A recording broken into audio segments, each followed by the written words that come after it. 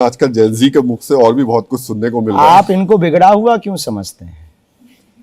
ये वो जनरेशन है जो राम पर आस्था भी रखती है, पर तर्क भी रखती है, तर्क के साथ सिद्धांत भी रखती है, और सिद्धांत के साथ इनकी गति जरूर तेज है, पर देश की प्रगति भी इन्हीं के हाथों में है। दूसरी बात, जैन जी, आज की जैन जी स्मार्ट तो है, हम चाहते हैं ये स्मार्ट के साथ साथ भावनात्मक और हो, और हम जैन जी से बाहर नहीं हैं। ये कृपा करके आज पूरे इस न्यूज में हमको जैन जी से बाहर ना रखा जाए। नहीं तो हम तो कह रहे हैं आप ऑलमोस्ट जेनजी है, बस 1 साल का फर्क रह गया, वरना आप भी जेनजी होते। लेकिन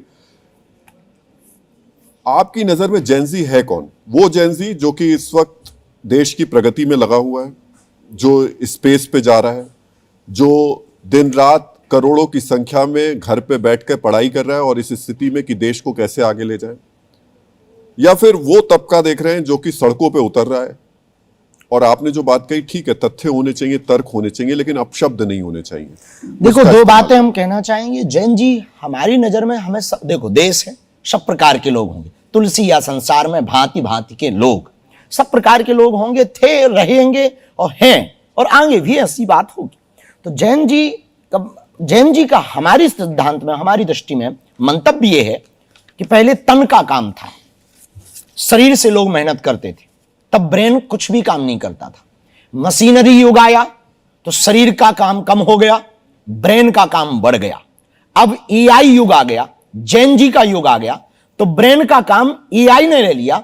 अब जैन जी के पास बेहतर मौका है नए आविष्कार करने की, नए विचार करने की, नई चीजों को प्रकट करने की, और उसके साथ साथ देश को, वर्तमान भारत को भविष्य में विश्व गुरु बनाने की। वो जैन जी बेहतर जैन जी है। अब आप जो नए विचारों की बात कर रहे हैं, एक विचार पिछले कुछ घंटों से पूरे देश में दौड़ रहा है और लोग उसको देखकर बहुत विचलित हैं। मैं एक बार चाहूंगा कि उस विचार को, जो कि कश्मीर से आया है, एक खुद को जेनजी बताने वाली महिला का, आपको और ये जो बैठे यहाँ जेनजी है उनको जरूर सुनवाया जाए, फिर उस पर चर्चा करते हैं। We are We are not tolerate this nonsense. We are not tolerate this nonsense. आप लोग मुझे बताओ, आप लोग बैठोगे या नहीं बैठोगे? चलो चलो कैसे रुकेंगे? 5 घंटे हो गए, निकालो हम लोग गाड़ी और चलो। वो कश्मीर एयरपोर्ट पे नहीं उतरे। हम नहीं जाएंगे, किसी को जाने भी नहीं देंगे। हम लोग पैसे देके यहाँ घूमने आते हैं या फिर ये सब टॉलरेट करने आते हैं? ताला लगा दिया इन्होंने, कश्मीरियों के साथ तो करते हैं, अब बाहर के टूरिस्टों के साथ भी कर रहे हैं। ये जोजिला पास के पास की एक तस्वीर है। वहां पर सेना ने एक बैरिकेटिंग लगाई हुई थी, क्योंकि कुछ अफसर और मंत्री एक जाने वाले थे। सुरक्षा के प्रोटोकॉल के हिसाब से सेंसिटिव जगह है, और वहां ये महिला रुकी और उन्होंने सेना के जवानों के साथ में उन्हें नॉनसेंस के साथ तमाम शब्दों का इस्तेमाल करना शुरू किया। हम जेनजी हैं। वो वहीं पर आंदोलन शुरू करने की तैयारी कर रही थी। सेना के जवान, शास्त्री जी, सेना के जवानों में 28% जेनजी हैं टोटल, 17.5 साल से लेकर के। और इस देश में पता नहीं कितने, हर दूसरे तीसरे नौजवान की हसरत होती है कि देश की सेवा के लिए सरहद पर जाए, और ऐसे में अगर ये लोग जेनजी की ये शक्ल दिखाएंगे तो फिर क्या कहेंगे? इस देश को आजादी जैन जी ने ही दिलाई। वो जैन जी नहीं थे, पर युवा थे, चाहे वो भगत सिंह हो अथवा सुभाष चंद्र बोस। इस देश की रक्षा भी युवाओं के हाथों में है, इस देश का भविष्य भी युवाओं के हाथों में। लेकिन जैन जी का मतलब ये नहीं है कि हम अपने देश से प्यार ना करें। जैन जी का मतलब ये नहीं है कि वतन से प्यार ना करें। जैन जी का मतलब ये नहीं है कि वतन से गद्दारी करें। जैन जी का मतलब ये नहीं है कि हम अपनी देश की सेना का अपमान करें। जैन जी का मतलब ये नहीं है कि हम तिरंगा का अपमान करें। अपने हक की बात रखना जायज है, लेकिन देश का बुरा हो ये नाजायज। और मुझे लगता है शास्त्री जी कि एक बार ये जो, और हमें नहीं लगता कि कोई भी बुद्धिमान जैन जी जो यहां बैठा, जो तर्कवादी है, विचारवादी है, जो भी देश से प्यार करता, कोई भी यहां का जैन जी इन माता जी का सपोर्ट करें, ऐसा हमें नहीं लगता। मैं एक बार जरा पूछ भी लेता हूं, आपने पूछ जो लो। कहा, एक बार माइक जरूर दीजिएगा जरा। क्या आप लोगों में से कोई ऐसा कहे कि इन माता जी का आप सपोर्ट करें? मेरा ये मानना है कि जेन ज़ी का असली मतलब देश से ऑफ कोर्स प्यार करना है, और जो इसमें वीडियो में दिखाया गया है महिला का जो तर्क था वो बिल्कुल सही नहीं था। बस वो सैनिक अपनी ड्यूटी कर रहे थे। बिल्कुल सही नहीं था, ऐसे गलत शब्दों का प्रयोग नहीं करना चाहिए उनको। अगर सेना ने बैरिकेड लगाया तो किसी रीज़न की वजह से ही लगाया होगा, तो उनको भी मानना चाहिए था। जेंजी का मतलब ये नहीं है।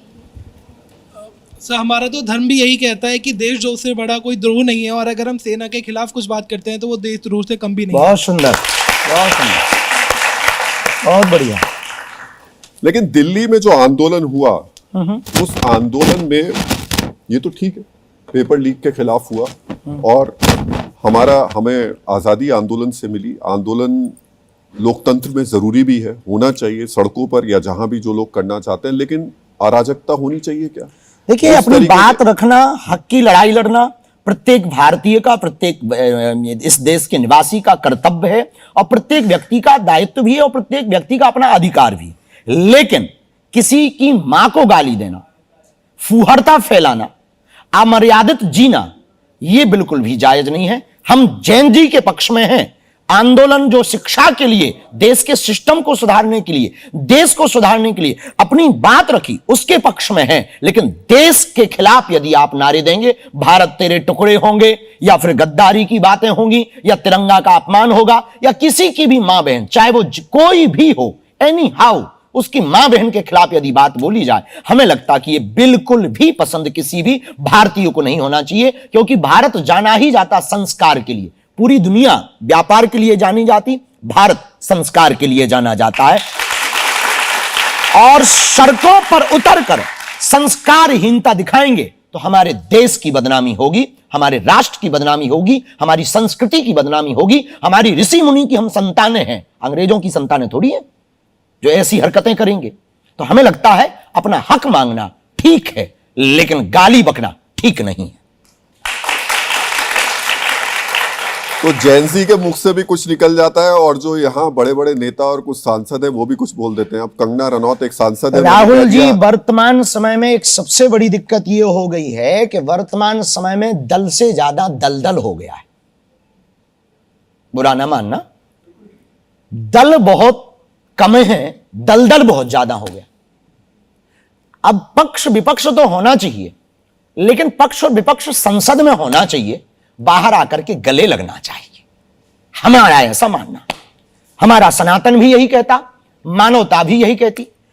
पक्ष और विपक्ष को एक बात और समझना चाहिए कि देश से बड़ा और देश से विकास से बड़ा कोई मुद्दा नहीं होना चाहिए। एक मुद्दा सबसे बड़ा होता है, देश का और देश के विकास का। लेकिन वर्तमान भारत में हालत यह है कि अपनी बात मनवाने के लिए कई बार देश को ही किनारा कर दिया जाता, अपनी ईगो के चक्कर में, अपने पार्टी के सिद्धांतों के चक्कर में। तो हमें लगता है बढ़ते अपराध घटते संस्कारों का परिणाम। संस्कार घट रहे हैं, अपराध बढ़ रहे हैं। हम स्मार्ट होते जा रहे हैं, पर अंदर की भावनाएं खत्म होती चली जा रही। हम वर्ल्ड से कनेक्ट हो रहे हैं, बस खुद के संस्कारों से डिस्कनेक्ट हो रहे हैं। पूरी दुनिया से हमारा अटैचमेंट हो रहा है, लेकिन खुद की फैमिली से डिसअटैचमेंट हो गया।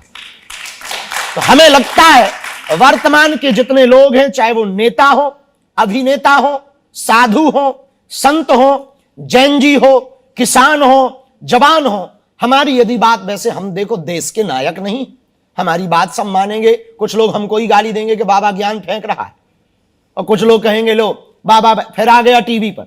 कुछ लोगों को कहेगा ये काय को बुला लिए जाते हैं, ये कौन से हैं। तो तरह तरह की बातें हमारे पक्ष में विपक्ष में होंगी, पर हम इतनी बात प्रार्थना पूरे देश से, जैन जी के इस स्टूडियो से और इस देश के जैन जी के सामने बैठे हुए और देश के समस्त लोगों से हम करना चाहेंगे। भारत को बदलना है तो फिर से वैदिक गुरुकुलम की तरफ लौटना पड़ेगा, संस्कारों की तरफ लौटना पड़ेगा। आप कितनी भी अपनी चीजों को बड़ा कर लें, कितने भी बड़े बन जाएं, संस्कारों से हीन न बन जाएं, बस इतना। काशी जी, लेकिन जो बात मैं कह रहा था उसमें कंगना रनौत ने जो बात कही, वो जैन जी के लिए उन्होंने गटर जनरेशन शब्द का इस्तेमाल किया। स्वामी रामदेव ने उनकी आलोचना की तो उन्होंने स्वामी रामदेव के लिए कहा कि वो उनके बारे में ना समझाए, उनका चरित्र उनसे ज्यादा बेहतर है, और धोखाधड़ी जैसे शब्दों तक का उनके लिए इस्तेमाल किया। मैं आपको एक उनका ट्वीट जो उन्होंने किया था पोस्ट, वो भी दिखा दे रहा हूं। ये लिखा, कंगना ने ये जवाब दिया था स्वामी रामदेव को, मेरी जवानी या बेडरूम के बारे में सपने मत देखो, मुझे कभी एससी से फटकार नहीं लगी, मुझे करेक्टर पर ज्ञान मत दीजिए, तुमसे तो बहुत ज्यादा बेहतर है मेरा करेक्टर। ये स्वामी रामदेव के लिए कहा कंगना रनौत। देखो, हम राजनीति पर और राजनेताओं पर बोलते नहीं, वो हमारा मार्ग नहीं। हम साधु आदमी हैं, हमारा रास्ता अध्यात्म का और विचारों के परिवर्तन का है। हम इतनी ही प्रार्थना करेंगे कि मन में कोई भी खुन्नस हो तो टीवी पर खुन्नस मिटाने से बेहतर है एक साथ बैठ करके खुन्नस मिटा ली जाए। क्योंकि वर्तमान समय में इंस्टाग्राम पर अच्छी बातें भी डाली जा रही और लोग अपने दिमाग का कचरा भी उस पर डाल रहे। हाँ, और वो जो कचरा डाल रहे हैं ना, वो कचरा अपने दिमाग का कचरा डाल रहा है इंस्टाग्राम पे, लेकिन जो देख रहे उन्हें भी खराब किया जा रहा है। तो हम चाह रहे कि अपनी बातें भी रखें, उसमें कोई दिक्कत नहीं है, बातें रखनी चाहिए, पर हम नहीं चाहते। हम देखो, विवाद के पक्षधर नहीं है, संवाद के पक्षधर। आप बच रहे हैं या डर रहे हैं? जी, बच रहे हैं या डर रहे हैं? हम ना बच रहे ना डर रहे, हमारा वो काम ही नहीं है। हमें नेता बनना होता तो हम जवाब देते। हम आपसे पूछेंगे आपका क्या कहना है, तो आप कहोगे कि वो हमारा दायित्व थोड़ी, हमारा काम तो प्रश्न पूछना है। तो जैसे आपका काम प्रश्न पूछना है, हमारा काम अपने सनातन को बढ़ावा देना। हमें भैया इसमें लफड़े में काहे को पाड़ रहे हैं? संतों को लेकर के अगर इस तरीके की भाषा का इस्तेमाल होगा, आज स्वामी रामदेव है, कल आपके लिए भी होगा, हमारे लिए होगा, तो हम जवाब तो देंगे ही देंगे, पर हमारे लिए इसलिए नहीं होगा क्योंकि हम उन्हें छेड़ ही नहीं रहे ना। लेकिन जब राजनीति पे हम बोलेंगे नहीं, राजनेताओं पे हम बोलेंगे नहीं, और राजनीति पे हमें पढ़ना ही नहीं, वो हमारा विषय ही नहीं, तो राजनेता हमारे बारे में क्यों बोलेंगे? और वो बोलेंगे तो हमारी तरफ से हम जवाब ना देंगे, इस देश का एक एक भारतीय उनको जवाब देगा, इस देश की जैन जी उन्हें जवाब देगी, और जवाब भी देगी और जवाब मांग भी लेगी उनसे। क्योंकि हम जब बोलेंगे नहीं, हम छेड़ेंगे नहीं, तो कोई हमें काहे को छेड़ेगा? चलिए, तो अभी मेरे सवालों का सिलसिला तो आगे जारी रहेगा, लेकिन अब कुछ यहाँ जेंजी बैठे हैं जिनके पास आपको लेकर के पर्ची है। वैसे तो आप पर्ची निकालते हैं लोगों की जी, लेकिन यहाँ आपके लिए कुछ लोग पर्ची लेकर के आए हैं जी। और पहले वीरेंद्र शास्त्री जी के लिए कौन पर्ची निकालेगा, बताइए आप में से कौन है? अच्छा, आप, मतलब आप हमारी पर्ची निकलवा रहे हैं? भाई गजब हो गई जी, न्यूज तो बड़ी ऊंची चीज है भैया। बल्कि होना ये चाहिए कि बहन को बागेश्वर धाम लाओ, इनकी पर्चियां हम निकालें। हाँ बहन, बोलो। सीताराम बहन, मेरा आपसे एक सवाल है। आप दिल्ली नेताओं और मंत्रियों के लिए तो आते रहते हैं, लेकिन आप छात्र आंदोलनकारी बच्चों के लिए जंतर मंतर क्यों नहीं आए, बल्कि आप उनके समर्थक भी थे? जी, हम किसी के भी आंदोलन में, नेताओं के आंदोलन में नहीं गए, और दिल्ली हम नेताओं के लिए नहीं आए कभी। दिल्ली हम अपने बागेश्वर परिवार के लिए आए हैं। एक, ये आपको जानकारी पहले ठीक करनी चाहिए। दूसरी, दिल्ली हम नेताओं के लिए इसलिए आए क्योंकि हमारी कोई पार्टी नहीं, हम किसी पार्टी के समर्थक नहीं। हम गुरु हैं, विचार परिवर्तन के समर्थक हैं। हम गुरु हैं, संस्कार परिवर्तन के समर्थक हैं। हम गुरु हैं, देश के बदलाव के हम समर्थक हैं। और उसमें नेता भी होते हैं, अभिनेता भी होते हैं, छात्र भी होते हैं, जवान भी होते हैं, किसान भी होते हैं। रही बात आंदोलन की, तो हम जो काम सबके लिए करते हैं, बोलने का, कहने का, वो हमने वीडियो के माध्यम से, अपनी कथाओं के माध्यम से किया। और जरूरी नहीं छात्र आंदोलन के लिए सड़क पर ही उतरना पड़े, जहां है वहां से भी अपनी बात रखी जा सकती। धन्यवाद। अब वो हमने रखी है। हो सके तो आप जो है हमारे बागेश्वर धाम के चैनल्स को एक बार स्क्रॉल कर सकते हैं। दूसरी पर्ची कौन निकालेंगे, बताइए। माइक है आपके पास में, माइक एक बार पास कर दीजिए। सर, मेरा ये सवाल है कि आपके इंस्टाग्राम पर 4 मिलियन फॉलोअर्स हैं, यूट्यूब पर 12 मिलियन सब्सक्राइबर्स हैं, फेसबुक पर भी 14 मिलियन फॉलोअर्स हैं। सर, अगर आपको आज किसी एक मुद्दे पर आंदोलन करना हुआ तो वो आप किस मुद्दे पर करेंगे? हम पहली बार आंदोलन के पक्षधर तो हैं, पर हिंसात्मक आंदोलन के पक्षधर नहीं हैं। और हमें यदि आवश्यकता पड़ेगी आंदोलन करने की, ऐसा 1% हमने कभी सोचा नहीं। पर यदि आप ये क्वेश्चन कर रहे हैं, तो हम इस देश में गुरुकुलम पद्धति लाने के लिए आंदोलन करेंगे। इस देश को हम ड्रग एडिक्ट नहीं, कथा एडिक्ट बनाना चाहते हैं। इस देश के युवाओं को हम सड़कों पर नहीं, इस देश के युवाओं को स्मार्ट क्लासेस में ले जाना चाहते हैं। हमको यदि आंदोलन का मौका मिलेगा तो हम इस देश के सभी प्राइवेट स्कूलों में पढ़ने वाले नेताओं के बच्चों को सरकारी स्कूलों में एडमिशन करवाएंगे। हमको यदि मौका मिलेगा तो इस देश के छात्रों को सड़कों पर नहीं उतरना पड़ेगा। यदि 1% हमने ऐसा कभी सोचा नहीं, पर कभी आंदोलन करना पड़ेगा तो इस देश में दारू महंगी होगी, दवा फ्री होगी। लेकिन अभी हमने सोचा नहीं, हो सके तो आप ये कर सकती हैं। मतलब आप जेनजी को कह रहे हैं कि आंदोलन के लिए एक और चल जाओ। नहीं, हम उनको भड़का नहीं रहे हैं, जगा रहे हैं। शास्त्री जी, लेकिन इस देश में लेकिन आंदोलन ही सब कुछ नहीं है। हमें लगता है कि आंदोलन में बात रखनी चाहिए, पर हर बार आंदोलन ही जरूरी नहीं है। आंदोलन से समय भी बर्बाद होता है और भविष्य की चीजें भी बर्बाद होती हैं। अपनी बात रख दी, वो बात अलग है, और हमें लगता है आपके पास गुण होने चाहिए, कर्म होने चाहिए। भगवान फल तो देता ही है, देर से देगा पर देगा। 2025 का एक डेटा बता रहा हूं आपको, हर दिन 56 आंदोलन होते रहे इस देश में, हर दिन। सोचिए, वाह। तो अभी की स्थिति तो ये हो गई है कि यहाँ पर जेन अल्फा, वो एक अल्फा भी बैठे हुए हैं वहां पे हमारे साथ में आज, जेन अल्फा भी बाजा बजा रहा है। तो जेन अल्फा तक जो है अब स्कूलों में बच्चे आंदोलन पर निकल आ रहे हैं। स्वामी रामदेव ने अभी कहा कि स्थिति ऐसी है शिक्षा की कि उस पर भी हो सकता है उनको भी आंदोलन करना पड़े। एक बार सुनवा देते हैं आपको स्वामी जी ने क्या कहा। गवर्नमेंट जॉब्स में इंटरव्यू के दौरान 90 से 99% घोटाला होता है। अपने विचार, अपने संस्कार, अपने संगठन, अपने ही जाति वर्ग समुदाय के लोगों को ठोक लेते हैं और बाकी को बाहर धक्का मार देते हैं। भाई सुधर जाओ, नहीं तो देश में आंदोलन और ज्यादा भी हो सकते हैं। आंदोलन के नाम पर मैं अराजकता, अनार्की का समर्थक नहीं हूं, लेकिन भाई ये बात तो जरूर है, देश में घपला भी बहुत है। ये घपले ठीक कर लो, नहीं तो कहीं ऐसा ना हो कि बाबा रामदेव को दोबारा आंदोलन करना पड़े।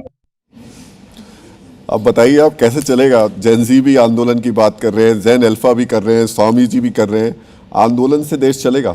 नहीं, आंदोलन से सिस्टम का बदलाव नहीं होगा। हमें लगता है कि ये जैन जी अपनी बातों पर प्रखर रहे, चीजों को ठीक करना चाहता, तो वर्तमान यदि ठीक ना हो तो कल भारत का भविष्य ये जैन जी ही है। यदि ये सिस्टम को समझें, पढ़ें, अपने कैरियर पर ध्यान दें, तो कल के दिन इसी जैन जी में से तो कोई संसद में जाएगा, इसी जैन जी में से तो कोई देश का नायक बनेगा। वो भी इंतजार कर लिया जाए, काहे को परेशान हो रहे हैं। तो हमें लगता है कि आंदोलन, हर बात पर आंदोलन, व्यवस्था को ठीक करना उद्देश्य नहीं हो सकता। पर सरकार समझ भी रही है। सरकार ने ये कई हमें न्यूज़ों देखने को मिली, उन्होंने कई चीजों पर ठीक भी किया है। शेष बचे हुए कार्यों पर जैन जी अपनी बात रखे, सरकार, हमें भरोसा है वो ठीक करेगी। और दूसरी अंतिम बात, हम इस पे एक बात और कहना चाहते हैं, ये विवाद रास्ता नहीं है ठीक करने का। संवाद का आंदोलन रास्ते की जगह कोई तीसरा रास्ता भी चुना जाए, जिसमें देश की जैन जी देश के सरकार के साथ सीधा संवाद कर सके। इससे जैन जी का समय बचेगा, जैन जी का टाइम बचेगा, जैन जी को कष्ट नहीं उठाना पड़ेगा, सड़कों पर नहीं बैठना पड़ेगा। सड़कों पर ही हम क्यों बैठें? हो सके तो जैन जी ये तैयारी करे कि संसद में बैठे। और हम चाहते हैं हमारी न्यूज यदि भारत सरकार देखे, तो भारत सरकार के प्रत्येक व्यक्ति से हम प्रार्थना करना चाहते हैं कि आप जैन जी के लिए कोई नया डोर खोलिए, ताकि जैन जी आपसे सीधा बात कर सके। इनका समय बचेगा, सरकार का भी समय बचेगा। न्यूज की माथापच्ची तुम लोग भी फ्री हो जाओगे। कम से कम तुम्हें बराबर न्यूज तो नहीं दिखाना पड़ेगा। तो वहां प्रोटेस्ट चल रहा, अब वहां लाठी चार्ज हो गया, अब ये हो गया। आंदोलन होगा तो बच्चों पर कई बार लाठियां पड़ेंगी या बच्चे पथराव करेंगे, अभद्रता फैलेगी। इससे बेहतर है देश में एक नया रास्ता आना चाहिए। वो समय अभी है, यही वो समय है। हम देश को एक संदेशा देना चाहते हैं कि देश की सरकार और देश की जैन जी, देश की जगी हुई जनता, जागृत नीति वाले वो बच्चे आगे आए और देश की सरकार थोड़ा नीचे आए और दोनों एक प्लेटफॉर्म बनाए। उस प्लेटफॉर्म पर जैन जी अपनी मांग रखे, सरकार उस पर कार्य करे। तो हमें लगता है कि ना स्वामी जी को आंदोलन करना पड़ेगा, ना जैन जी को आंदोलन करना पड़ेगा, और सरकार को परेशान भी नहीं होना पड़ेगा। क्योंकि इनको तो ठीक करवाने से मतलब है भाई, आंदोलन से मतलब है कि ठीक करवाने से मतलब है। लो इन्हें ठीक करवाना, ये आंदोलन करने थोड़ी बैठे हैं भैया। और सड़कों पे बैठना अपना काम थोड़ी है, नवाजी थोड़ी है ये जो सड़कों पर बैठेंगे। भैया इनका काम अपनी चीजों को ठीक करवाना है। तो सरकार को यह समझना चाहिए कि इनको ठीक करवाने के लिए जैन जी सरकार के पास ना जाए, सरकार जैन जी के पास आए। ये हमारे वैसे सरकार ने एक योजना शुरू की है अब कि एक कैबिनेट मिनिस्टर एक यूनिवर्सिटी में जाएगा और जेनजी के साथ संवाद शुरू करेगा। लो बढ़िया है। अभी किया गया है। लेकिन शास्त्री जी सवाल यह है कि पिछले 1.5-2 महीने में देश ने 2 जेनजी के आंदोलन देखे, 2 युवाओं के आंदोलन देखे। एक जंतर मंतर पर देखा जिसमें यहां से लेकर अंतर्राष्ट्रीय स्तर तक उस आंदोलन का जिक्र किया गया। बड़े बड़े नेता, बड़े बड़े बॉलीवुड के अभिनेता अभिनेत्रियां उस आंदोलन में हौसला अफजाई करने पहुंचना चाहिए, युवाओं की बात हो रही है। लेकिन रांची में जब वही आंदोलन हुआ और युवा जब बैठे और अपनी मांगों को लेकर बैठे तो सब अचानक चुप हो गए, खामोश हो गए, सेलेक्टिव हो गए।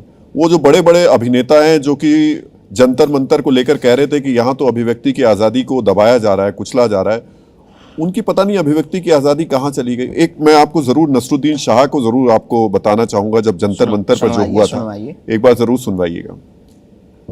हमारे मुल्क की युवा पीढ़ी से हमेशा उम्मीद रही है और अब वो उम्मीद और उजागर हो गई है। आप लोग अपनी लड़ाई लड़ते रहें, हम सब आपके साथ हैं।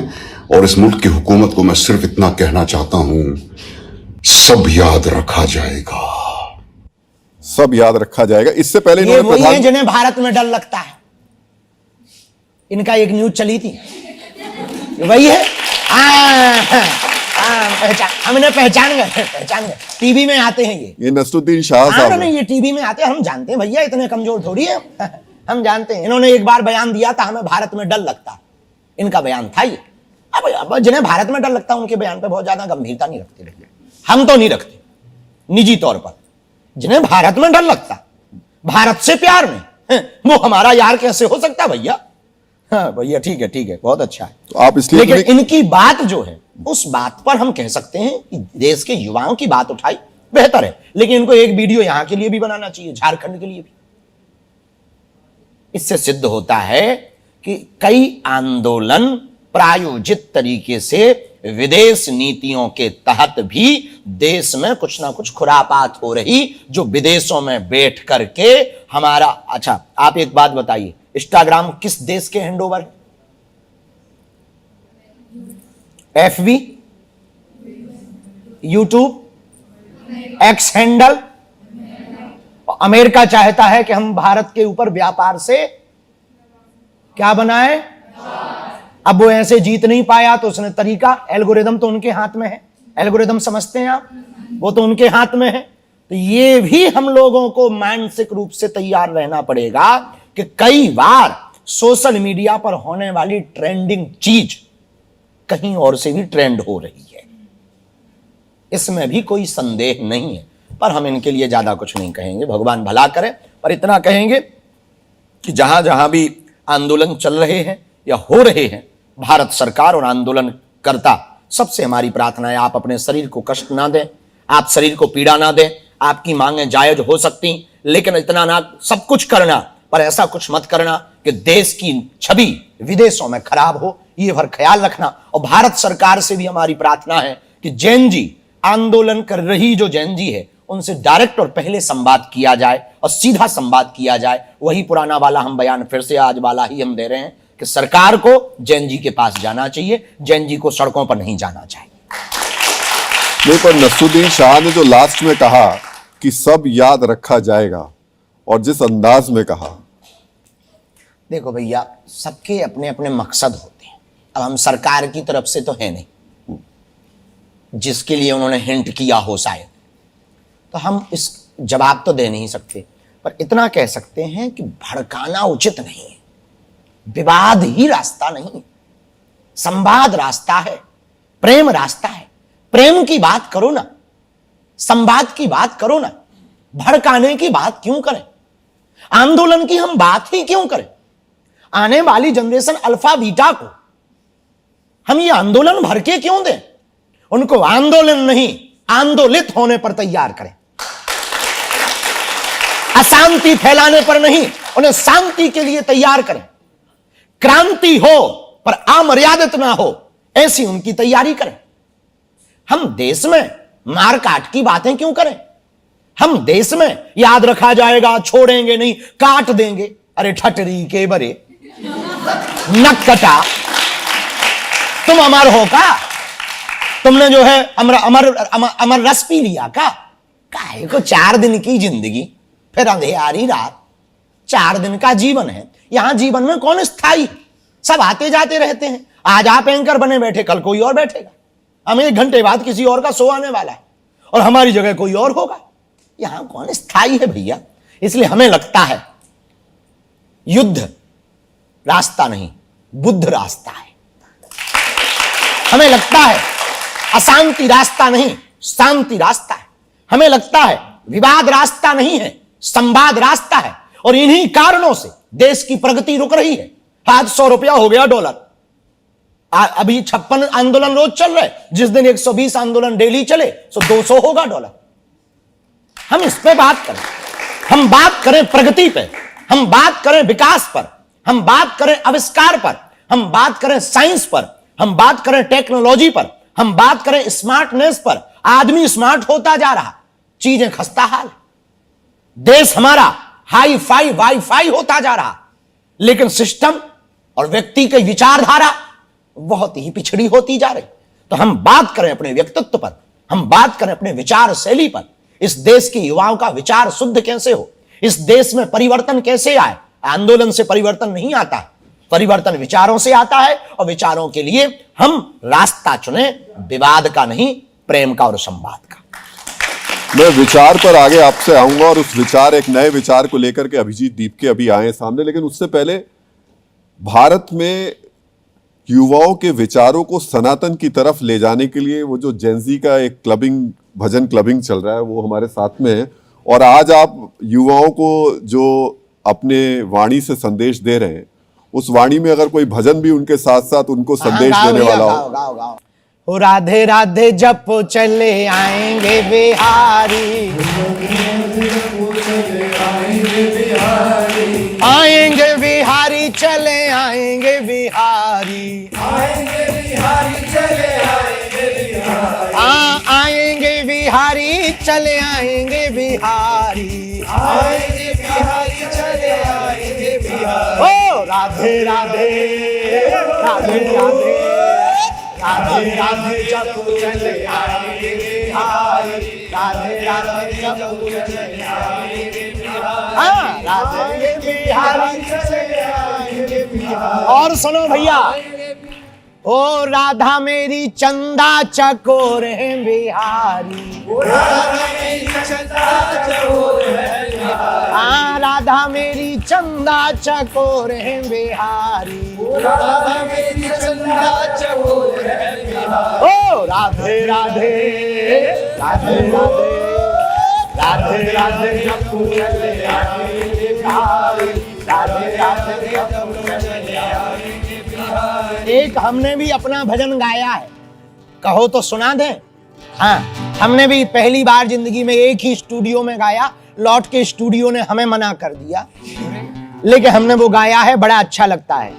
गोविंद चले आते हैं, गोपाल चले आते हैं, गोविंद चले आते हैं, गोपाल चले आते हैं, हाँ गोविंद चले आते हैं, गोपाल चले आते हैं। सियावर रामचंद्र की, बागेश्वर धाम की, हनुमान जी महाराज की, नमः पार्वती पते। जी न्यूज वाले तो हमारी एक कथा करवा लें, हमें से बहुत भजन सुनाएंगे। हम तो चाहेंगे कि आप युवाओं को जितनी कथा अपने संदेश के जरिए देते रहें उतना अच्छा है। और आज के वक्त में भारत में युवाओं को जरूरत भी है जी। और लेकिन मैं जो आपसे पूछ रहा था, विचार की जो बात चल रही थी, तो अभी कुछ वक्त पहले अभिजीत दीपके नाम के एक शख्स अमेरिका से यहाँ आए।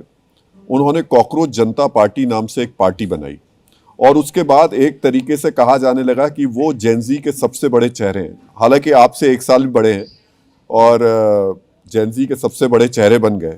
आप सिर्फ 1 साल छोटे हैं। आप भारत में रहते हैं, वो अमेरिका से यहाँ आए। आपको नहीं लगता कि आप जेनजी का नेतृत्व कर सकते तो उनसे ज्यादा बेहतर चेहरा बन सकते थे? नहीं, हमारी ऐसी कोई विचारधारा नहीं है कि हम नेतृत्व करें या हम कोई पार्टी बनाएं या हम राजनीति में जाएं। सबके अपने अपने संकल्प और विकल्प होते हैं, सबके अपने अपने रास्ते होते हैं, सबकी अपनी अपनी निजी विचारधाराएं होती हैं, सबके अपने अपने सपने भी होते हैं। हमारा सपना सनातन का प्रचार करना है, हमारा सपना देश को जगाना है, हमारा सपना लोगों को सत्मार्ग पर लाना है, हमारा सपना केवल सनातन की बात करना नहीं, सनातन की सेवा करना है। तब तो हर साल बेटियों का विवाह, कैंसर हॉस्पिटल का निर्माण, प्रतिदिन 15,000 लोगों को निशुल्क भंडारा।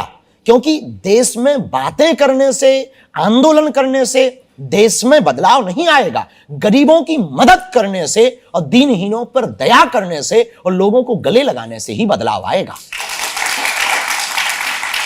इसलिए हम भरोसा करते हैं सेवा पर, हम भरोसा करते हैं संस्कृति पर, हम भरोसा करते हैं प्रगति पर, हम भरोसा करते हैं देश के विकास पर। तो हमसे जितनी सेवा बन सकती वो हम कर रहे हैं। हमारा क्षेत्र ट्राइबल क्षेत्र है, वहां कैंसर हॉस्पिटल का निर्माण हो रहा, वहां पर माननीय प्रधानमंत्री जी भी भूमि पूजन करने गए थे। 2027 के लास्ट दिसंबर में इनॉग्रेशन की तैयारी चल रही। हर साल जिनके माता पिता नहीं, उन बेटियों का विवाह है। बुरा ना मानना, हम मानते हैं कि बच्चों की परेशानी है, हम मानते हैं आंदोलन होना चाहिए था, हुआ।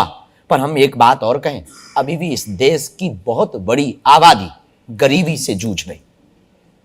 घरों में खाने को दाना नहीं, रोजगार कई लोगों के पास, वो बेचारे परेशान हैं। बेटियों का विवाह कई लोगों को बोझ बनता। वो तो सरकार ने बहुत योजनाएं चला रखी, कुछ लोग मदद कर देते।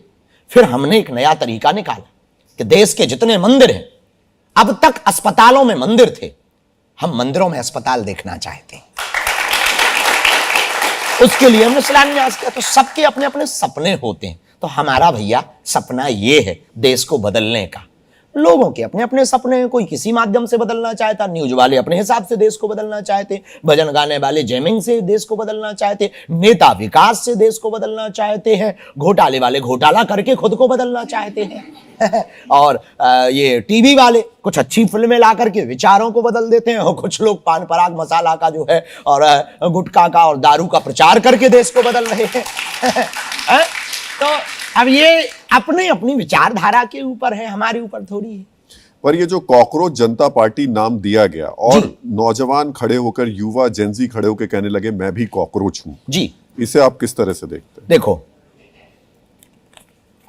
हम पार्टियों पर बोलते नहीं, नेताओं पर बोलते नहीं, अपनी अपनी मन की बात। किसी ने कॉकरोच नाम रख लिया, किसी को दिक्कत हो वो डायनासोर रख लिया, कोई मॉर्टिन रख ले, और ज्यादा किसी को खुजली हो भैया तुम हिट रख लो।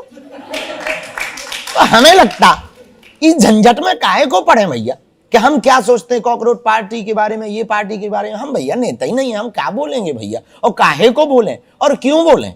हम इतना कह सकते हैं, राजनीति हो पर राष्ट्रनीति के अंतर्गत हो, पार्टियां हो पर पार्टी में देश का हित हो, केवल खुद भर का हित ना हो। इतना ध्यान दिया जाए, बाकी ठीक है। शास्त्री जी, मैं आपसे ये सवाल बहुत गंभीरता के साथ इसलिए पूछ रहा हूं क्योंकि आप तो अभी जापान जाने वाले हैं जी, विदेश दौरे पर भी जाते हैं। ये जो यहाँ जेनजी बैठे हैं, इनमें से बहुत से लोग आने वाले वक्त में विदेशों में जाएंगे, वहाँ पढ़ाई करेंगे, वहाँ नौकरियां करेंगे। हम लोग वहाँ पर अभी भी एक वजह से टारगेट होते हैं, जो नस्ल भेद है, जातीय रस, जो नस्ल भेदी टिप्पणियां की जाती हैं या फिर रंग भेद जो होता है। उस दौरान इन्हीं में से कुछ लोग जब वहां जाएंगे और वो लोग जो इस मानसिकता के साथ है, जब इन्हीं में से किसी को कहेंगे ये तो कॉकरोच है, तब क्या होगा? देखो, दो इसमें एक बात बहुत महत्वपूर्ण ये है कि हम अपनी ब्रांडिंग और प्रस्तुतिकरण कितने अच्छे तरीके से करते हैं, वही हमें इज्जत दिलाएगा, वही हमको बेइज्जत करेगा। हम अपने देश को यदि कॉकरोच नाम से संबोधित या कॉकरोच नाम से ब्रांडिंग करेंगे देश की, तो स्वाभाविक है वो हमको कॉकरोच से ही बुलाएंगे। और यदि हम अपने देश को विवेकानंद के नाम से आगे बढ़ाएंगे, महारानी लक्ष्मीबाई के नाम से हमारी बेटियां आगे बढ़ाएंगी, अपने देश को हम सनातन संस्कृति के नाम से आगे बढ़ाएंगे, सेवा के नाम से आगे बढ़ाएंगे, टेक्नोलॉजी के माध्यम से आगे बढ़ाएंगे, डेवलपमेंट के माध्यम से आगे बढ़ाएंगे, विकास के माध्यम से देश को आगे बढ़ाएंगे, तो हमको उसी इज्जत के साथ स्वागत किया जाएगा। तो ये प्रेजेंटेशन के ऊपर है कि आपकी प्रेजेंटेशन कैसी है, आपका प्रस्तुतिकरण कैसा है, महत्वपूर्ण आपके ऊपर है। तो हमें लगता है कि देश का भविष्य कोई पार्टी नहीं है, देश की ब्रांडिंग कोई पार्टी नहीं है। ये सब आते जाते रहते हैं भैया, कितनी पार्टियां नहीं बनी, कितनी नहीं बनेंगी और कितनी नहीं बन के शून्य हो गई, ये सब चलता रहेगा। इसी को फ्यूचर ना मान लिया जाए, अभी कुछ इंतजार किया जाए, सब चलता रहता है। सच्चाई धीरे धीरे सामने आती है, हकीकतें सामने आती हैं, वरना बाहर तो स्क्रीन भी बड़ी सुंदर दिखती है, पीछे देखो कितने वायर लगे। ऐसे ही लोग होते हैं, बाहर से बड़े सुंदर होते हैं, बड़े गोरे होते हैं, मन उनके बड़े काले होते हैं। तो हमें लगता है कि इस पर अभी विचार करने की आवश्यकता नहीं, इस पर तो मौन होने की आवश्यकता है, सही गलत के इंतजार की आवश्यकता है। सही कौन है, गलत कौन है, ये वर्तमान में निर्णय कर पाना कठिन है। इसको भविष्य के ऊपर छोड़ दिया जाए तो ये तय हो जाएगा कि कॉकरोच सही है, कि सपा सही है, बसपा सही है, कांग्रेस सही है अथवा बीजेपी सही है। इसको भविष्य पर छोड़ दिया। अब 2 पर्ची और निकलवा लेते हैं, आपके लिए 2 पर्ची और है, कौन निकालना चाहेंगे? प्रभु जी, कृष्णा बहना। तो मेरा आपसे ये सवाल है कि आप अपने सादगी भरे जीवन में रोजमर्रा के समय कौन सा ऐप ज्यादा इस्तेमाल करते हैं? कौन सा ऐप? मोबाइल में जो ऐप्स होते हैं। हाँ, हम ऐसी जो परमानेंट तो नहीं करते कि क्या करते, पर कभी कभी अभी वर्तमान में इंस्टाग्राम ज्यादा चल रहा है, तो हम अपने ही विचारों को बनाते हैं, कथाओं में बोल देते हैं, तो उसको कट करके लोग डालते हैं, तो खुद के विचार सुनते रहते हैं। और हमको सबसे ज्यादा पसंद है न्यूज का ऐप। न्यूज़ें देखना हमें बहुत पसंद है कि देश और दुनिया में चल क्या रहा है। नहीं, समसामयिक, राजनीतिक, खेल, सामाजिक, आर्थिक और वैश्विक, इनका हमें बड़ा शौक है। और इससे हमें 2 चीजें मिलती हैं, एक तो वर्तमान परिस्थिति पर हमें स्थिति पता चल जाती, दूसरा कहीं भी हम जाते हैं तो अचानक कोई भी माइक लगा देता, इस पर आप बोलिए। अब हमें पता ही ना हो तो हम क्या बोल दें कि ये क्या कहना चाह रहे हैं, तो हमें फिर उसके लिए भी एक्टिवेट रहना पड़ता। और तीसरा, उन न्यूज़ों को देख करके परिस्थितियों को भांप लेने की क्षमता भी प्राप्त हो जाती है। और सबसे अद्भुत बात यह है कि विश्व में चल क्या रहा है और अब करना क्या चाहिए, ताकि हम अपनी संस्कृति सनातन को और बेहतर कैसे कर सकें, उस पर हम विचार कर पाते हैं। तो हमें न्यूज बहुत ज्यादा पसंद है। एक पर्ची और लेंगे, लेकिन शास्त्री जी आज एक चीज आपको जरूर करनी होगी। आपने इंस्टाग्राम का जिक्र किया, यहाँ सारे जेंजी बैठे हैं, आज इनके साथ आपको इंस्टाग्राम की एक रील जरूर बनानी होगी जो इनके लिए यादगार रहे। लेकिन दूसरी पर्ची जरूर बताइए। ठीक बाबा जी, राम राम। राम राम भैया। मैं इन्हीं की बात पर कहूंगा कि अगर आप एक जेंजी इन्फ्लुएंसर होते तो आप किस तरह की पहली रील बनाते? ये लीजिए, आ गई रील की बात जी। यदि हम इन्फ्लुएंसर होते और रील बनाते तो किस तरह की रील पहली बनाते? वैसे हम रील बना रहे हैं आपसे पहले कथाओं के माध्यम से, और शायद हो गया होगा 2-3-4 साल, 2-3 साल तो हो गया होगा यूट्यूब पर, 4-5 साल से ज़्यादा ही हो गया होगा, हमें इतना याद नहीं है वो कथाओं पे, तो उस पर तो बन ही रही है। पर यदि वर्तमान में प्रश्न किया है तो यदि उत्तर पूछा जाए तो हम सीधी सी बात है बुद्धि की शुद्धि पर रील बनाते हैं, क्योंकि हम एक कार्यक्रम करते हैं बहुत, उसका नाम है ब्रेन डिटॉक्स सेशन। तो बॉडी डिटॉक्स पर पूरे वर्ल्ड ने काम किया, हमने एक उपाय निकाला है ब्रेन डिटॉक्स का, जिसमें बुद्धि की शुद्धि होती है। हमारा ऐसा मानना है यदि व्यक्ति का माइंड सेट हो जाए तो लाइफ सेट हो जाती है। कई आपके घर पर किचन सेट है? किचन सेट है, टी सेट है, टीवी सेट है, सोफा सेट है, फिर माइंड का है अपसेट। तो हम चाहते हैं लोगों के घरों पर टीवी सेट है, टी सेट है, किचन सेट है, सोफा सेट है, माइंड और सेट हो जाए। ये पहली रील होती है हमारी। बाबा जी, एक चीज और मैं आपसे कहना चाहूंगा। बोलो। हमारी जनरेशन में एक बहुत बड़ा तबका ऐसा है जो खुद को नास्तिक कहता भी है और उस चीज का प्रचार भी करता है। हाँ। खैर, उन लोगों ने ना तो धर्म को समझा और ना ही विज्ञान को। तो नास्तिकता भी एक आस्तिकता है, वो होना इसलिए जरूरी है कि आप जैसे लोगों का परिचय हो सके कि यहां आस्तिक कौन है। तो हमें लगता है वो कोई बुराई नहीं है। और रही उनके प्रचार की बात, तो ये आस्तिक लोगों को समझना चाहिए कि नास्तिक जब अपनी नास्तिकता का प्रचार कर सकते हैं तो हम आस्तिक अपनी आस्तिकता का प्रचार क्यों नहीं कर सकते? तो दोनों सुख दुख, पाप पुण्य, दिन रात, साधु असाधु, सजात कुजाति, धर्म अधर्म, ये हमेशा से रहा, जोड़ा ही रहा। हेड है तो टेल है, दिन है तो रात है, दुख है तो सुख है, पाप है तो पुण्य है, साधु है तो असाधु है। दिन की महत्वता ही इसलिए है क्योंकि रात है। सूर्य के प्रति नमस्कार भी इसलिए है क्योंकि रात का चांद है। हमें लगता आस्तिकता का सम्मान ही इसलिए क्योंकि नास्तिक है। तो हमें लगता ये अपने ही लोग हैं, बी पार्टी। शास्त्री जी, अब जरा इन जैनजी की पर्ची की तो बात हो गई, लेकिन अब इनकी डिक्शनरी की भी बात कर लेते हैं। जी, आपकी डिक्शनरी है, ठटरी बांध देंगे, पर्ची निकाल देंगे, आगे के लगे ठटरी के बरे। हाँ, अब जरा इनकी पर्ची, इनकी जो डिक्शनरी है उसको देख लेते हैं और उस पर जरा आपसे समझ लेते हैं कि इसका मतलब क्या है। जी, मोए मोए, होए होए इसका अर्थ हमें पता नहीं है, तो विनोद कर रहे हैं, मजाक कर रहे हैं। बताइए भाई, आप लोग बताइए, मोए मोए बताओ जी। बर्बाद हो गया ना अपना ना भैया, बस सब कुछ बर्बाद हो जाना। बहुत सुंदर। घोस्टिंग, गायब हो जाना। ठीक है। टॉक्सिक मतलब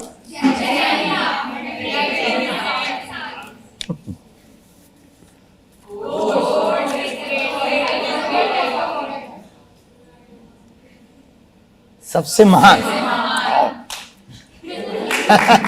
आपके लिए गोट कौन है? आपके लिए गोट कौन है? आज हमारे लिए गोट है हनुमान जी, स्वामी विवेकानंद, रामकृष्ण परमहंस, महावीर, बुद्ध, सूरदास, रविदास, तुलसीदास, मीरा, रसखान, ये हमारे लिए गए।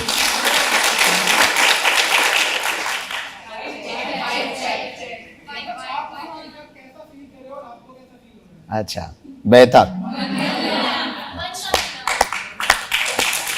और सुंदर। अब जरा ये तो हो गया, अब आप में से कुछ लोग हैं, जेंजी आजकल की भाषा भी बड़े, अपने जो संकेत हैं उनके बदल गए। कुछ संकेत अगर आप बताएं, वैसे तो शास्त्री जी मन की बात पढ़ लेते हैं, लेकिन आपके संकेतों को कैसे पढ़ते हैं समझना चाहेंगे। तो कुछ जो जेंजी के आजकल संकेत चल रहे हैं, कुछ उठ करके अगर बताना चाहें, हम पूछेंगे शास्त्री जी से, समझ पा रहे हैं या नहीं समझ पा रहे हैं। सिर्फ संकेत, बोलना नहीं है, सिर्फ संकेत दिखाने, जैसे यूज होते हैं, साइंस यूज होते हैं आजकल। पहले तो बाबा जी आपको मेरा सादर निमंत्रण। प्रणाम सीताराम बहन। मैं आपसे ये पूछना चाहती हूँ। Not Baba sister. नहीं, लेकिन सवाल नहीं पूछना है, सिर्फ आपको इशारा करके बताना है कि इसका मतलब क्या है। जी, तो आप मुझे ये बताइए कि इस साइन का मतलब क्या होता है? हमको नहीं समझ आता है। जुड़ना होता होगा शायद, मिलना। हाँ, इस साइन का मतलब होता है क्यूट बना, किसी को अपना प्यार जताना, जैसे अपनी मम्मी के लिए यूज करते हैं, फादर के लिए यूज करते हैं। ओके, और सिखाओ बहन, आगे काम आएगा। अगला कौन बताएंगे, पूछेंगे।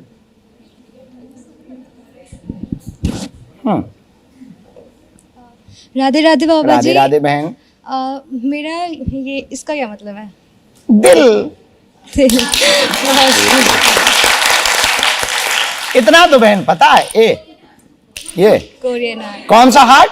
Korean heart. कोरियन, विदेशी हार्ट। जय हो जगत जननी।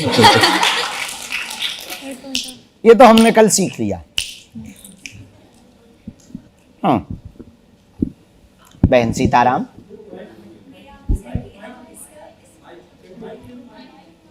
माइक नहीं ले पाएंगे। अब वो माइक कैसे लेगी बेचारी? दोनों हाथों से उसको साइन बनाना। बहन बनाओ, नो प्रॉब्लम। हाँ, ऐसे करो, तुम तो ऐसे करो, ऐसे। हमारे समय में ये गंगा रखना होता था। हमारे समय में नहीं होता। अब ये क्या है बहन आपके जमाने में? जब हम किसी से प्रेम करते हैं या फिर हम किसी को अपना प्रेम प्रकट करते हैं तो वाह, बहुत सुंदर।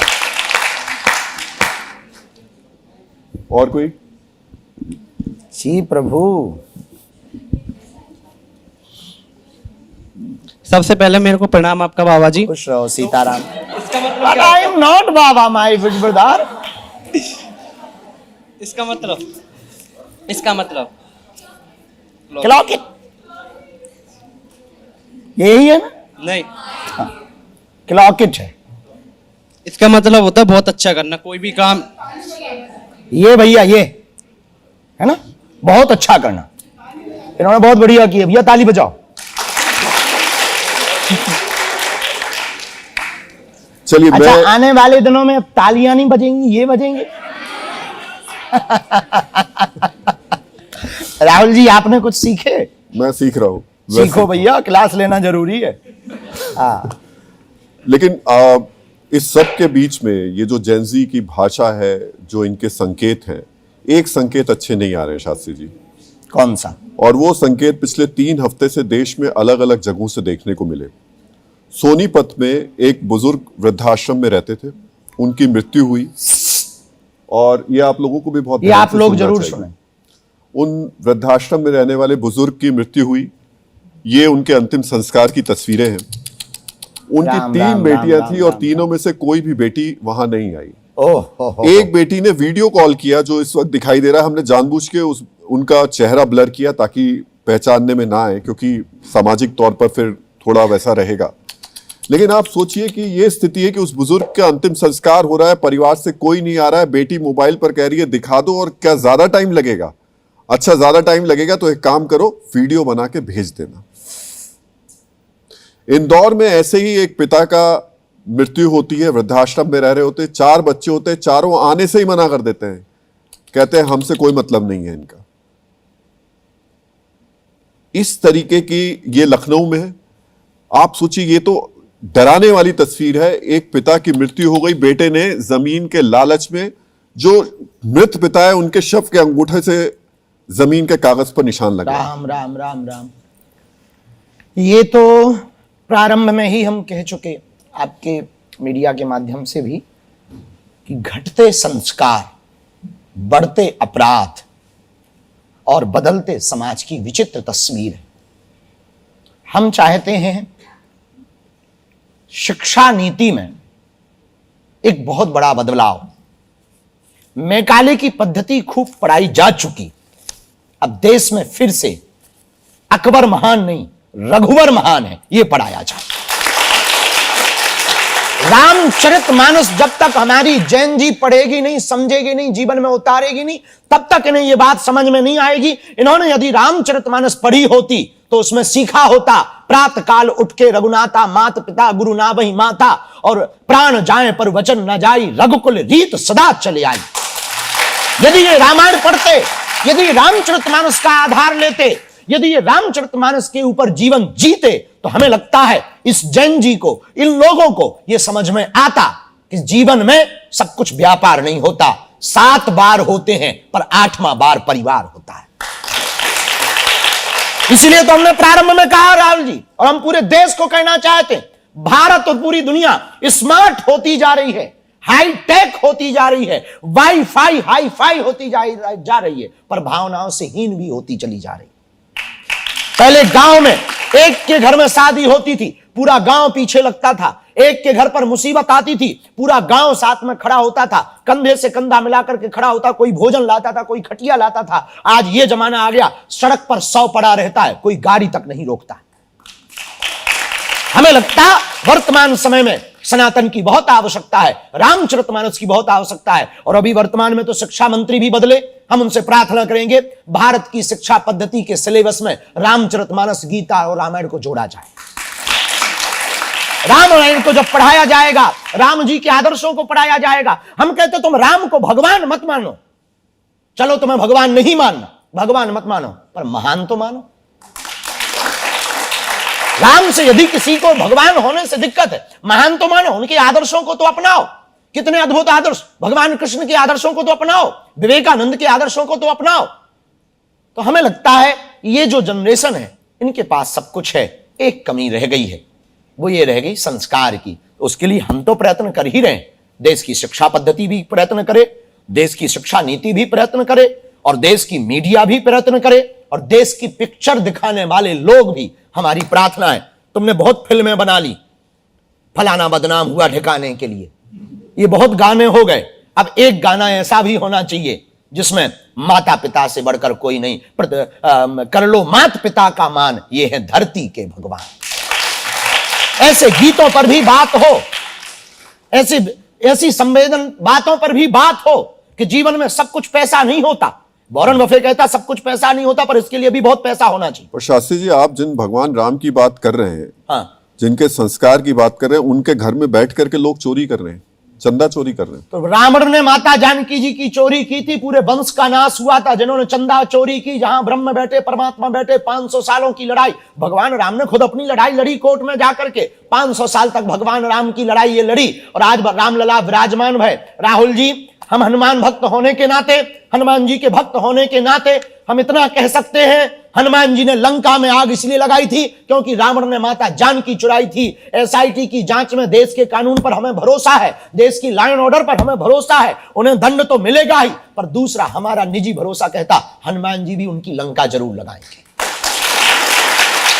ये पक्का है, इसमें कोई संदेह नहीं है, इसमें 1% संदेह नहीं है। भक्त कहते हैं परमात्मा की जब लाठी पड़ती है उसमें आवाज नहीं होती, पर लाठी बहुत खतरनाक लगती है। ऐसे ही लोगों के जीवन में ऐसा होता है कि बड़ा कैंसर का फोड़ा होता है।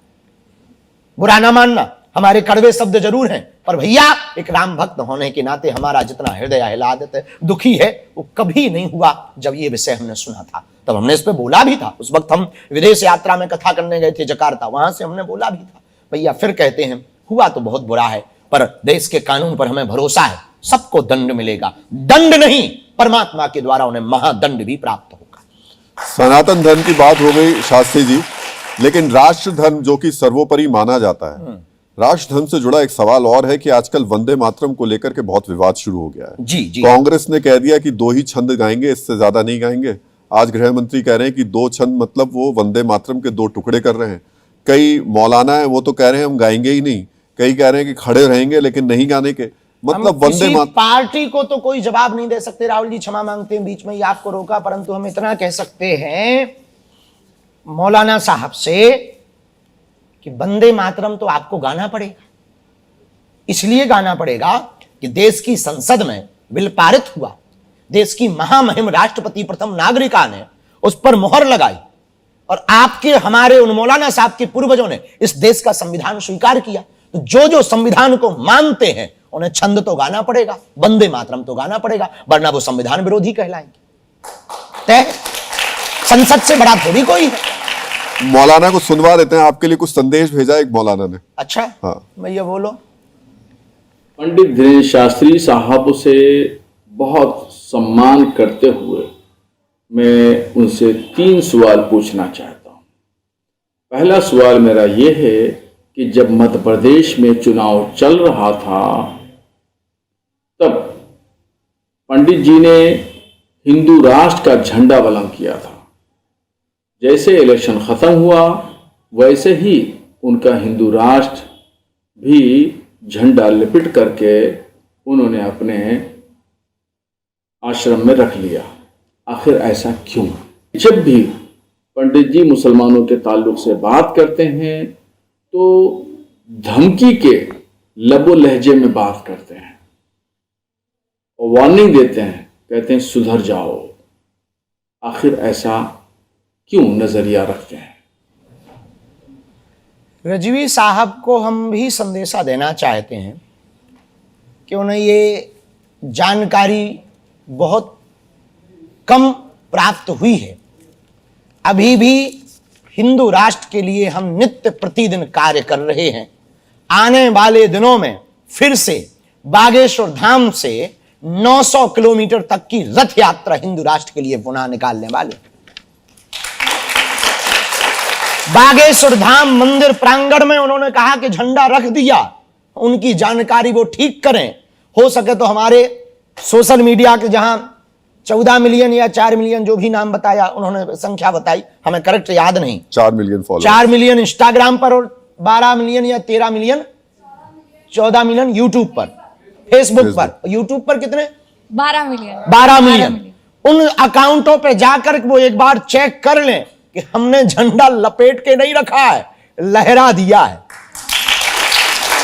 बागेश्वर धाम प्रांगण में मंदिर के सामने हिंदू राष्ट्र का झंडा लहरा रहा है।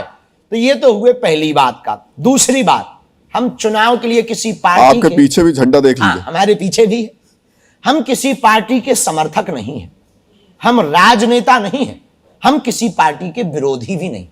हम अपना कार्य कर रहे, हमारी विचारधारा से किसी की विचारधारा मिलती है तो वो बात अलग है, वो उनका अपना निजी मामला है। हम अपनी विचारधारा के पक्के थे, हैं। जब तक हम जिएंगे रिजवी साहब, शहाबुद्दीन साहब, तब तक हम हिंदू राष्ट्र के लिए जिएंगे, देश के लिए जिएंगे, सनातन के लिए जिएंगे। आप झंडा लपेटने की बात कर रहे हैं, जो देश को गजवाए हिंद करेंगे हम उनका झंडा लपड़वा करके रहेंगे। दूसरा प्रश्न क्या था उनका, याद है? हाँ, मुसलमानों से जब भी बात करते हैं धमकी देकर। भैया हमने कब धमकी दी कि तुम्हें किडनैप कर लेंगे, उठा लाएंगे या तुम्हें मार देंगे या काट देंगे? काहे को बेफिजूली का झूठी अफवाहें फैलाते हो? हमने कभी धमकी नहीं दी। हमने इतना कहा, कोई हमारे सनातन को छेड़ेगा तो छोड़ा नहीं जाएगा। आप अपने मजहब के बारे में बोलो, हम अपने धर्म के बारे में बोले। आप काहे को बेफिजूली में हमें छेड़ते हो? और छेड़ने से तुम्हें मजा ही क्या मिलता? आपके लोग जब कांवड़ियों को आतंकवादी कहेंगे तो हम नवाजियों को भी आतंकवादी कह देंगे।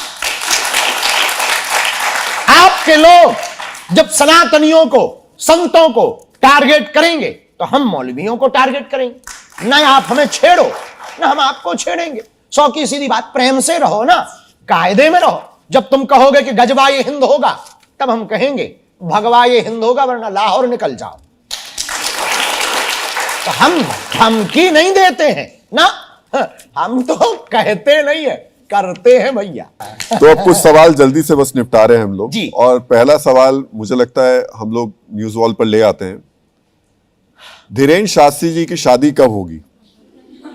2026, 27, 28 या 29? ये देशव्यापी मुद्दा नहीं है, ये देश का मुद्दा है, ये हमारा भर मुद्दा है भैया। तो हम जल्दी कर लेंगे। पहले 2027 में हॉस्पिटल का इनॉग्रेशन करेंगे, ये कंफर्म है भैया, तो पक्का है। इसके बाद दूसरा सवाल, इसके बाद धीरेन्द्र शास्त्री जी के कितने बच्चे होंगे? क्योंकि आपने कहा था हर सनातनी के 4 बच्चे होने चाहिए। हाँ, जनसंख्या नियंत्रण कानून न आ जाए तब तक अब ये आप चिंता ना करो, पहले शादी होने दो, शादी तय होनी हो, आप बच्चे करवा रहे हो। ये तो वही वाली बात हो गई है कि जो है मंदिर बना नहीं है, दर्शनार्थी आ गए। कौन हिंदू शासक अधिक शक्तिशाली था? रानी लक्ष्मीबाई, छत्रपति शिवाजी, महाराणा प्रताप या पृथ्वीराज राहुल चौहान? जी, ये बात बोलने में बड़ा हमारे अंदर बड़ी दुविधा उत्पन्न हो गई, क्योंकि चारों ऐसे थे जिनके सामने टिकना मुश्किल था। महारानी लक्ष्मीबाई ने नाकों चने चबवा दिए थे, छत्रपति वीर शिवाजी महाराज के भाला ने और तलवार ने विरोधियों को, विधर्मियों को, देशद्रोहियों को खदेड़ करके रख दिया था। महाराणा प्रताप का तो क्या कहना, महाराणा प्रताप का चेतक की, महाराणा प्रताप तो वीर थे ही थे, इनका तो घोड़ा चेतक भी वीर था। और पृथ्वीराज चौहान भी कम थोड़ी थे, जिन्होंने नेत्र बंद होने के बावजूद भी क्या अद्भुत निशाना लगाया था। तो हमको भैया दुविधा में ना डालो, चारों ही परम शक्तिशाली शासक थे। ये 4 ना होते तो हिंदू ना होते। कौन मुगल शासक महान था? बाबर, अकबर, शाहजहां या औरंगजेब? इसमें एक ABCD हो तो हो गई, आगे ई आना चाहिए, रघुबर। आप लोग ना यही इतिहास पढ़ा करके देश की जनता का और देश के बच्चों का बुद्धि उल्टी करवाते हो। फेवरेट क्रिकेटर कौन है आपका? हमारा सचिन तेंदुलकर, विराट कोहली, धोनी या वैभव सूर्यवंशी? ऐसे तो एक व्यक्ति हमारे जीवन में स्थायी रहा नहीं, तो फेवरेट कोई रहा नहीं, क्योंकि हम खुद क्रिकेटर हैं। फिर भी कोई एक जिसको बहुत पसंद ऐसा करते? बहुत ज्यादा नहीं, पर कभी कभार उस समय में बहुत ज्यादा महेंद्र सिंह धोनी जी, उनकी आध्यात्मिकता हमको बहुत पसंद है। वो इसलिए पसंद है क्योंकि वो बहुत अद्भुत आदमी है और कूल, कैप्टन कूल के नाम से उन्हें जाना जाता है। अगर धीरेन्द्र शास्त्री जी की पार्टी बनी तो चुनाव चिन्ह क्या होगा? पार्टी गदा? बननी नहीं तो चुनाव चिन्ह होना नहीं। तो देख तो लीजिए, गदा। जी, गदा पर्ची हमने देख लिया। सबसे ज्यादा स्क्रीन टाइम आप किस ऐप को देते हैं? ये डी और ए, इंस्टाग्राम और एक्स। जेब में आप क्या रखना चाहते हैं? जेब में माला जेब के में- साथ भाला आपने कहा था रखने के लिए, हाँ हाँ हाँ, तो क्या रखना चाहते हैं आप? जेब में तो